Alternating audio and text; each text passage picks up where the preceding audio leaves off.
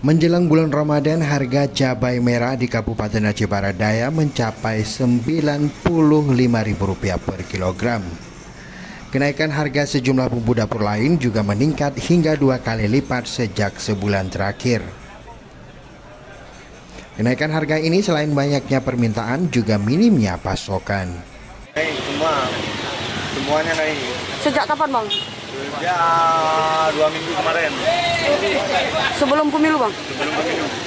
Penjabat Bupati Aceh Barat Daya bersama Kapolres setempat turun ke pasar untuk meninjau langsung stok bahan pokok menjelang bulan Ramadan.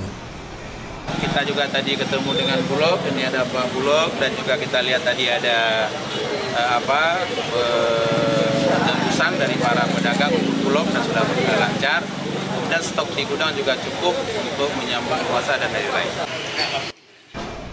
Saat ini cabai merah di pasar tradisional Blang Pidi mencapai Rp85.000 hingga Rp95.000 per kilogram.